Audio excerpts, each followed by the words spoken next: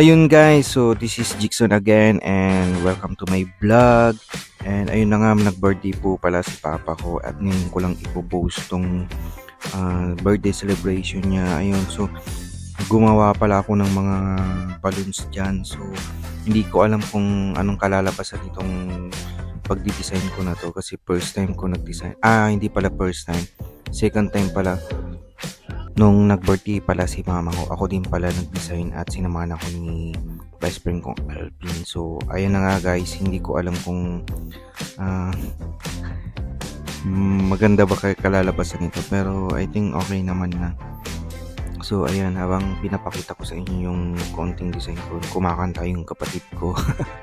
So, nagpasama pala ako dyan. So, ito nga pala guys, yung cake na pinagawa ko na money cake. So, thank you pala sa pinagpagawan ko at murang-mura lang pinagpagawa ko dyan.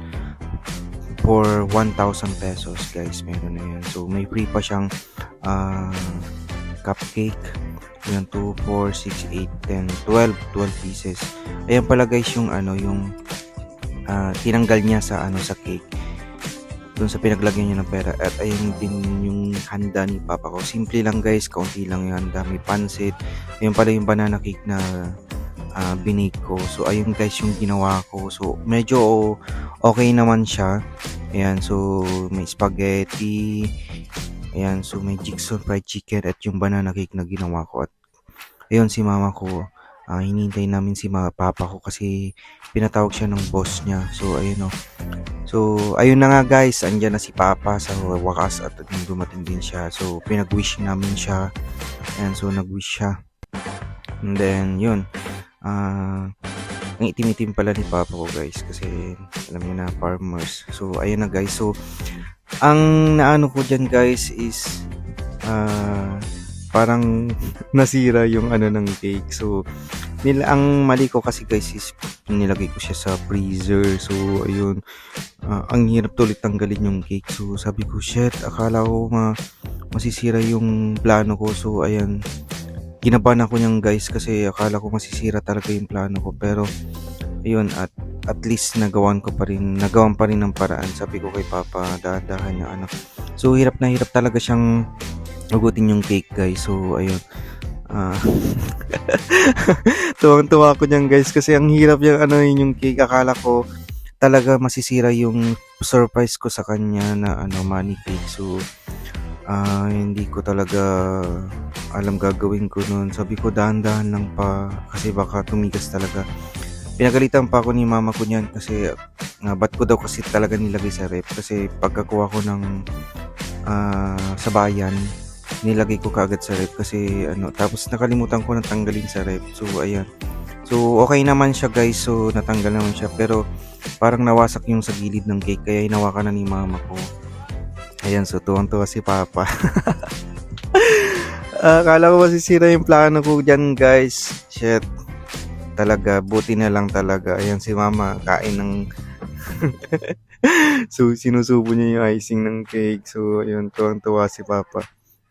Akala niya siguro matatapos na kaagad yung cake. Yung pera pala. So tuwang-tuwa ako dyan guys kasi napasaya ko na naman ng aking parents. Ayan, so tuwang-tuwa siya dyan. Akala niya ba't dami, sabi niya ganyan. Hindi niya alam 50,000 yung pera. So ayan, so masaya naman ako guys kasi napapasaya ko yung mga parents ko sa konting paraan. So yan, happy birthday pa. 50 years old ka na, sana mas lalo pang humaba buhay mo. Ayan, so may naiwan pa na 2,000 ata doon, naputol na sa dulo. As in talaga inugot na nila. Ayan, 2,000 ata yung nahugot. Naiwan pa. So ayun, tuwang-tuwa si Papa. Sabi niya, baka bawiin nyo to sabi niya. Akala niya babawiin ko pa yan. Siyempre sa kanya na yan, regalo namin sa kanya. Ayan, so sweet naman, sana all. Kiss pa sila. Ayan, so take a picture. Ayan, so happy birthday pa. Hope na pasaya ka namin and humaba pa buhay mo. Sana hindi kayo magkasakit ni mama palagi. Dito lang kami nila ate, bunso, Siyempre, nandito din ako para sa inyo. So, happy birthday pa. At ayun, Alfonso. So, yan, nag-inuman na kami yung mga picture namin, mga selfie namin ng kapatid ko. Kapatid ko pala yan, guys. Mas matangkad pa yan sa akin. So, thank you so much, guys. Ayun, so, medyo lasing na dyan. Wait. So, yan, busy kami. Mga pinsan ko pala yun, guys. So, thank you so much, guys. Bye-bye.